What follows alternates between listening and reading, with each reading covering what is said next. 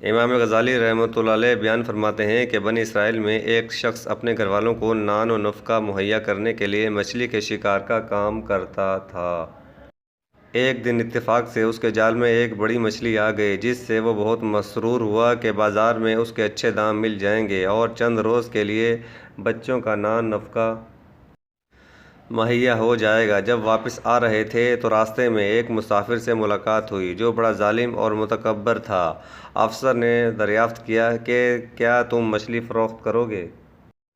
وہ شکاری شش و پنج میں پڑ گیا کہ اس کو کیا جواب دوں۔ اگر میں کہوں کہ فروخت نہیں کرتا تو یہ میری بے عزتی کرے گا، اور اگر میں فروخت کرنے کی خواہش کا اظہار کروں تو یہ مجھ کو آدھے دام دے کر مچھلی لے جائے گا۔ آخر کار اس نے سوچ بچار کے بعد مچھلی بیچنے سے انکار کر دیا۔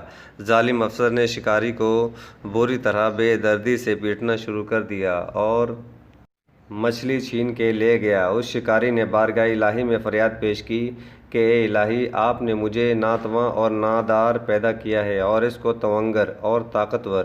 الہی، میں قیامت تک انتظار نہیں کر سکتا، لہٰذا میرا انتقام اسی دنیا میں اس سے لے لیا جائے۔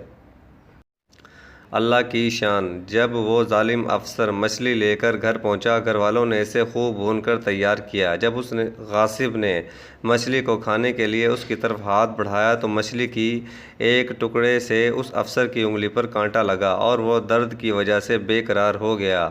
آخر کار وہ طبیب کے پاس حاضر ہوا اور اپنی تکلیف بیان کی۔ طبیب نے معائنہ کرنے کے بعد کہا کہ اس انگلی کو کاٹنا پڑے گا، ورنہ یہ درد ہاتھ کی طرف منتقل ہو جائے گا۔